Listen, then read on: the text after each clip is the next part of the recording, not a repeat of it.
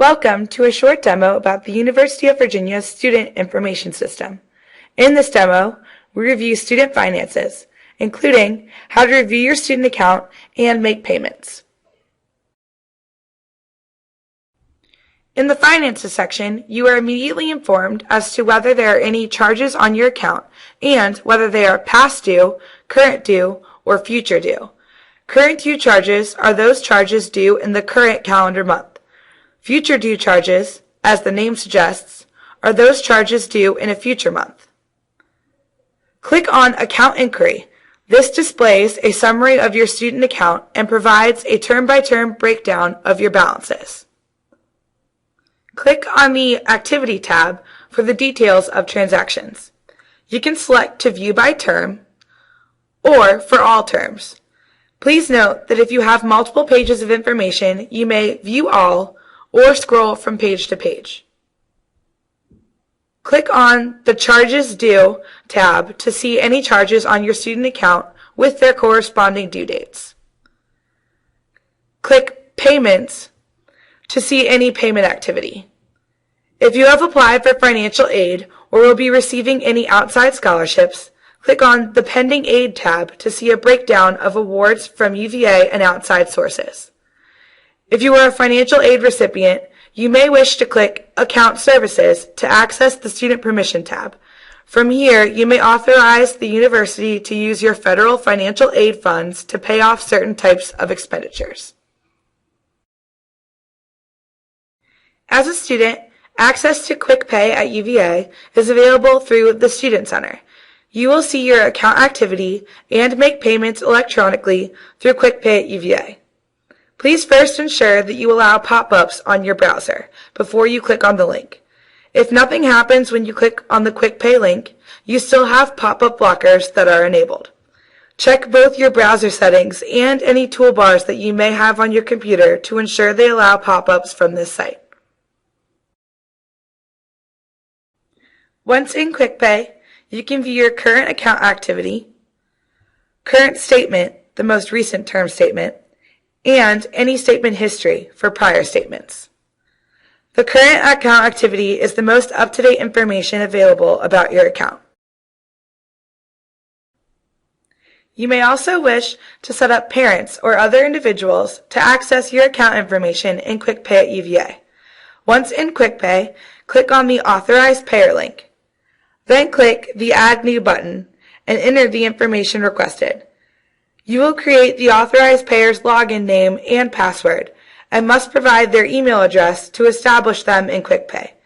Please verify the email address before submitting, as this is the method by which they will receive notification of activity on your account. The new authorized payer will receive an email notifying them that you have created their account in Quick Pay at UVA. You will need to provide them with their password separately, as this will not be included in the email for security purposes. Please inform them that they will be required to reset their password when they first log in. Once an authorized payer is established, they may view your account information and make payment. Payments can be made by 3 ways: check with remittance advice, e-check through Quick Pay at UVA, or by credit card. The university recognizes that while the student's finances are ultimately the student's responsibility, most undergraduate students have parents or other individuals who will want to see and make payment toward the student's accounts. Because parents are not authorized to have direct access to the Student Center through SIS, there is access to Quick Pay at UVA for parents if the student establishes the parent as an authorized payer in the Quick Pay account. Once the student has established you as an authorized payer, you may find the login information to Quick Pay at UVA on the Student's Accounts website. Go to virginia.edu/studentaccounts and click on the Quick Pay at UVA link on the right-hand side. Find the Authorized Payers section of this page and click on the link. Log in using the user ID and password established by your student. The first time you log in, you will need to change your initial password. As parents, you can view current account activity, current statement, and statement history through Quick Pay. Plus, make electronic payments by ACH using your bank routing and account number, or by credit card. Please note that if you choose to pay with a credit card, the service provider assesses a 2.75% transaction fee at the time you make your payment. Accepted credit cards are MasterCard, American Express, and Discover. Visa chose not to participate in our program. If you are established as an authorized payer, you will receive periodic emails notifying you when the student has account activity or past due balances. It is important that your email address remain active in order for you to receive this information. For additional help, refer to the SIS Help, Tips, and Tutorials link on the SIS portal.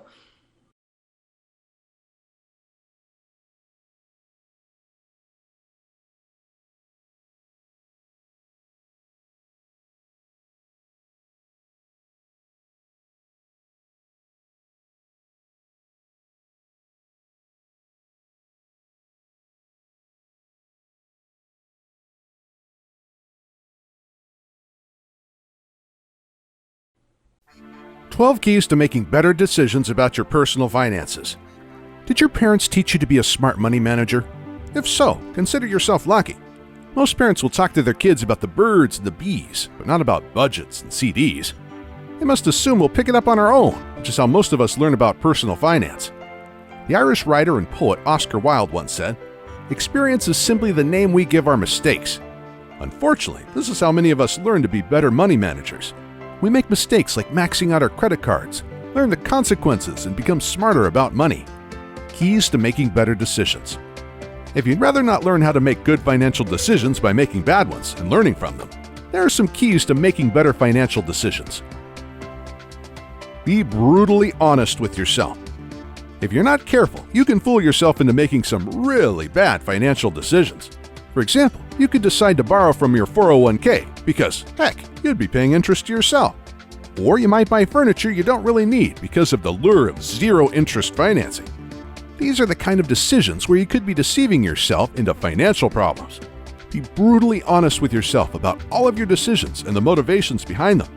Do you really need to borrow from your 401k to buy that new car? Or could you just save money for a year, 18 months, and then pay cash? And while 0% interest can be a good deal in some cases, you shouldn't use it as an excuse to buy something you don't really need. A good rule of thumb is that when in doubt, get a second opinion from a family member or friend that you know is good with his or her money.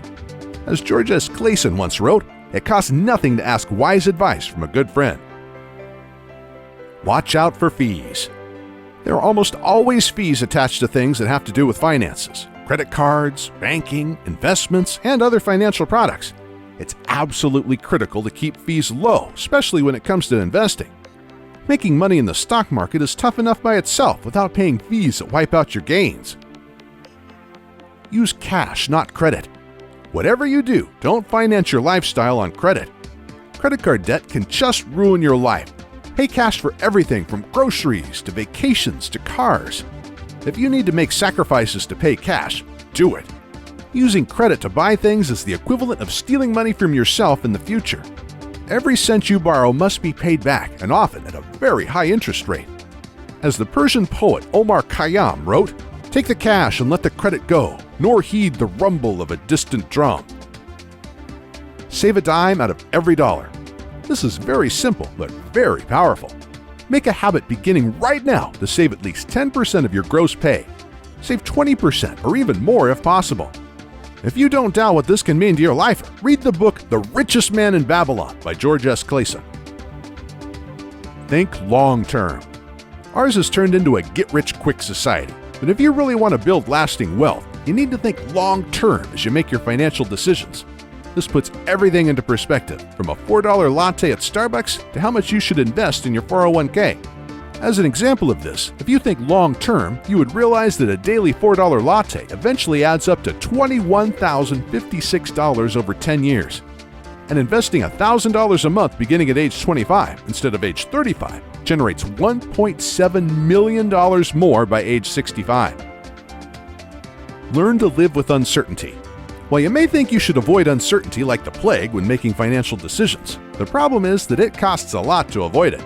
For example, the insurance industry thrives on uncertainty when it comes to cash value life insurance and annuities.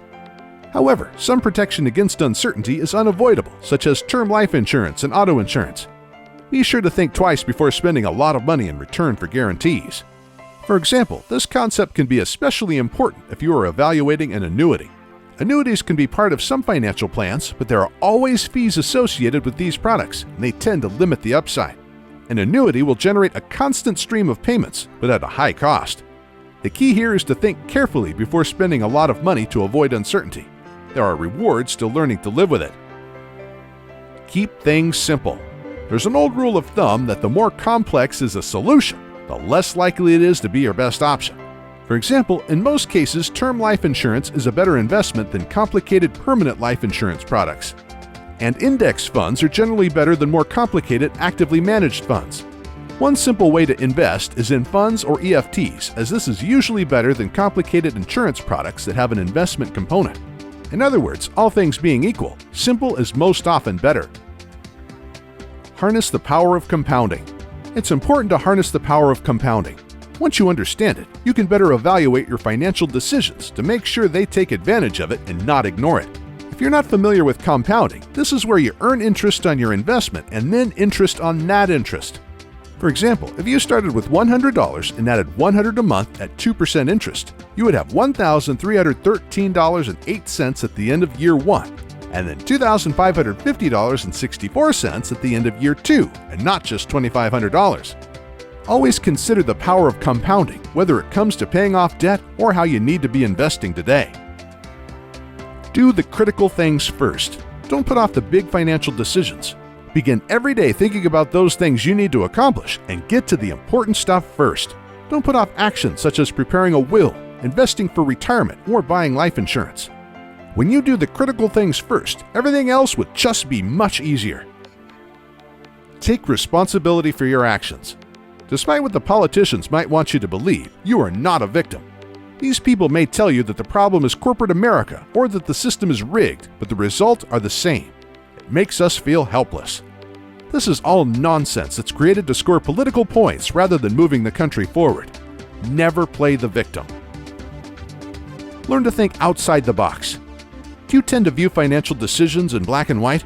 For example, do you believe that your emergency fund should always be in cash in a bank, or that you should pay off all your non-mortgage debt before investing? These approaches to personal finance often turn out to not be in your best interest. Don't make a financial decision without weighing the pros and cons and considering all alternate options. Don't be greedy. Your friend has a great stock tip that's absolutely guaranteed to make you money, but you also worry that this might be too good to be true.